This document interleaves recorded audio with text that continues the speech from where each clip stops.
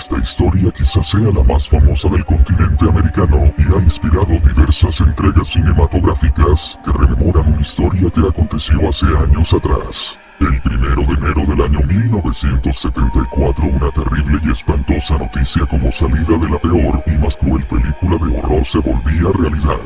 La tragedia se posó en la bella casona colonial de estilo holandés de la familia DeFeo, en el 112 de Ocean Avenue, en Amityville, Nueva York. El mayor de los hermanos, Ronald DeFeo, de 23 años de edad, asesinó a su familia, los 2 padres y 4 hermanos, en sus propias camas. Allí sin pena ni remordimiento alguno. Era lo que él quería, dijo apenas el joven criminal. Ellos me dijeron que lo hiciera. La familia DeFeo era una familia normal, llena de sueños y entregada al cuidado impecable de su numerosa familia. Ronald, el mayor de los hijos, fue siempre el hijo ejemplar, estudioso, cariñoso con sus padres y hermanos, y un excelente modelo a seguir. Pero poco a poco aquel joven responsable y noble fue cambiando. Y no precisamente para bien. De pronto su temperamento empezó a cambiar. Se mostraba retraído, desubicado. Todo le molestaba ya. Incluso su misma familia. Se dice que Ronald fue transformado por algo malévolo. Algo oscuro si se quiere. De pronto se comenzó a interesar en lo oscuro, en el misterio. Lo sobrenatural tornó su vida en una gran muralla que terminó por alejarlo por completo de su entorno familiar y social. Ya no escuchaba a nadie. Solamente a una voz. Una misteriosa voz que era su compañera y confidente, a la cual él terminaría por hacer lo que ella le ordenara. La voz no era buena consejera, era malévola y estaba sedienta de sangre. Mátalos a todos, le decía a Ronald. Mátalos, no merecen vivir. Tu familia debe morir. Confundido, no sabía qué hacer. No se sabe cuánto tiempo el joven sufrió los acosos del Averno, de los emisarios del infierno que deseaban la muerte de sus padres. Pero en la noche maldita del 1 de enero del 74 esa orden se cumpliría. Ronald, antes de la exquisita cena, que por cierto sería la última para el resto de la familia, administró una potente droga a toda la familia que supo introducir astutamente con una inteligencia diabólica para drogar a toda su familia. Él no comería la cena. Subió a su habitación y esperó con la paciencia más tenebrosa a que la droga cumpliera su efecto. Poco tiempo después bajó, entre las sombras de la noche misma y de los demonios de su mente, al ver a todos ya drogados. Subió uno por uno a sus respectivas habitaciones. Caminó de regreso a su cuarto, buscó entre sus cosas aquel instrumento divino para su mente confundida por el cual debía llevar a cabo su funesto cometido, su escopeta de caza. La cargó y caminó hacia el cuarto de sus padres con aquella voz infernal en la nuca diciéndole: llegó la hora, mátalos. Mata uno a uno, malditos que mueran todos. Y poseído por la furia del mismísimo demonio, descargó su escopeta contra el cuerpo de su padre, luego a su madre y finalmente contra sus inocentes hermanos. Todos los vecinos quedaron horrorizados. Es que no era posible semejante maldad, semejante crueldad. Menos aún de un hijo, un muchacho de casa sano que nunca dio de qué hablar y parecía tan sano y normal. Ronald DeFeo fue encarcelado y condenado a 6 cadenas perpetuas consecutivas, que hasta este año 2012 sigue pagando en la cárcel. Lo que siempre dijo fue: las voces me lo ordenaron. Ellas me lo dijeron.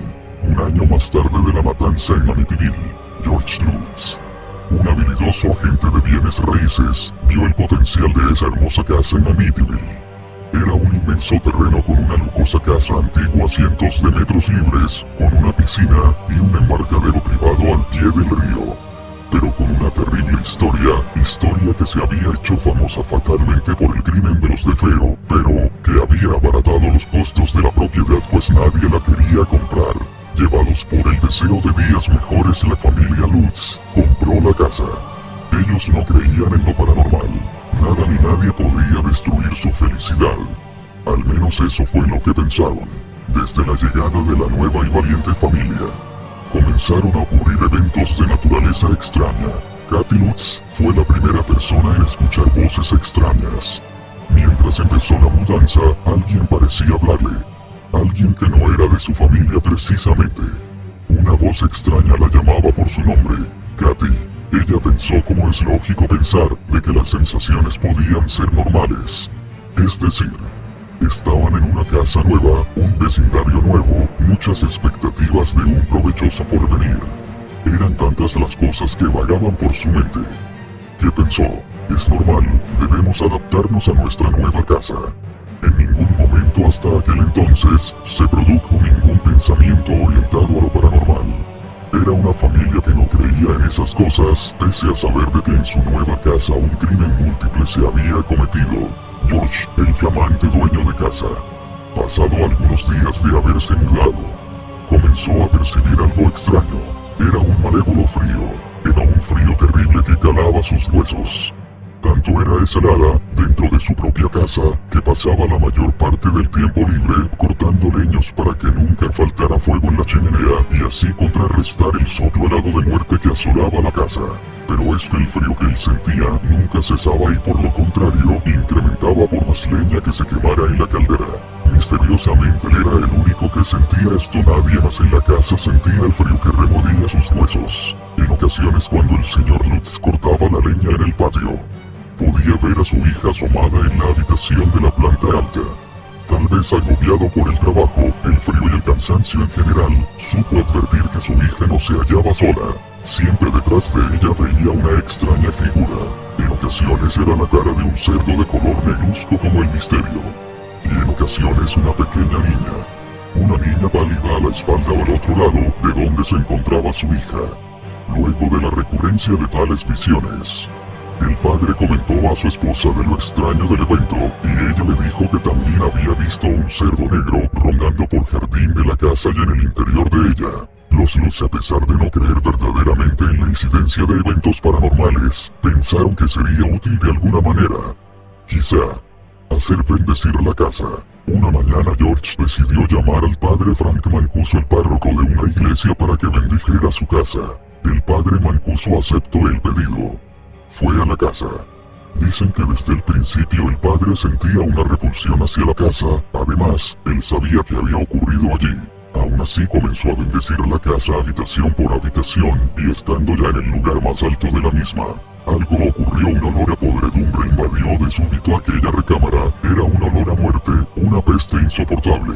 De improviso la puerta se cerró de un solo golpe, haciendo sobresaltar el alma misma del sacerdote. Y entre las paredes una voz terrible y demoníaca, como si fuera la voz del mismo Lucifer, le dijo: «Lárgate, lárgate ahora». Dicho esto, la puerta se abría nuevamente y el padre, como pudo, casi que cayéndose por las escaleras, salió a toda prisa y nunca más regresó. No dio explicación de su precipitada salida en ese momento. Fue más tarde el matrimonio quien acudiera a la iglesia y preguntara al padre lo ocurrido. La familia insistió en que fuera otra vez, pero él se negó rotundamente y se excusó diciendo: «El mal mora en su casa. Yo no puedo hacer nada, lo siento». George comenzó a sentir un frío horroroso que lo levantaba de la cama todos los días. A la misma hora, a las 3:15 de la madrugada. Y para su sorpresa, encontraba todas las ventanas de casa abiertas, los muebles desubicados de sus respectivos lugares, y una ocasión la puerta arrancada de tajo de un solo golpe hacia adentro. La familia comenzó a experimentar problemas, discusiones. George abandonó su empleo y pasaba encerrado en su cuarto consumiéndose por el infernal frío. Sus hijos comenzaron a ver cosas terribles, sombras, al misterioso cerdo negro y presencias cada vez más fuertes y más oscuras. Katy un día, mientras acomodaba las cosas en la alacena, notó que una de las paredes cedió sospechosamente y con algo de fuerza la pared se movió. Vio tras la falsa pared un pequeño cuarto de 2 por 1 metro pintado de piso a techo de color rojo. Era un cuarto extraño, que no constaba en los planos de casa y que la sorprendió por su rareza y color. Las peleas y el mal genio de la familia eran elementos de terribles discusiones que se producían en la familia. Parecía que la casa los quería volver locos. Llegaron al punto de dormir todos en la misma habitación principal por temor de lo que pudiera ocurrir o aparecer. En la noche del año 75, en el día 28 de haber ocupado la casa, la familia vio como una sombra demoníaca bajaba desde la planta alta en dirección a la habitación. El perro de la familia advirtió el peligro, ladrándole al malévolo ser. La familia lo vio y decidió que ya no podían vivir más allí. Es que esa casa era la morada del diablo. Así que rápido agarraron a sus hijos, bajaron a prisa y se marcharon en el coche hasta la casa de la madre de Katy, quien vivía relativamente cerca de Amityville. La familia nunca más volvió a buscar sus cosas, todo quedó allí. Sus posesiones personales, sus sueños y la entidad maldita que mora en la casa. Dicen las historias de que en la casa hace años, desde su construcción misma, fue usada por los ingleses desde su llegada al Nuevo Mundo para encerrar a los indios oriundos de esos parajes que habían sido civilizados pero que padecían enfermedades incurables. Es decir, eso fue una suerte de hospital, pero de muerte, pues los indios eran llevados allí para dejarlos morir víctima de sus enfermedades y eran enterrados allí mismo cuando morían. También se dice que un extraño personaje vivió cerca de esa casa. Fue un anciano extraño que no fue oriundo de allí, sino más bien llegó a Amityville huyendo de Salem, Massachusetts, y de las temidas cacerías de brujas de ese estado. La casa de Amityville permanece hasta la actualidad en el mismo sitio, guardando su misterio y el mal que mora en sus entrañas tenebrosas.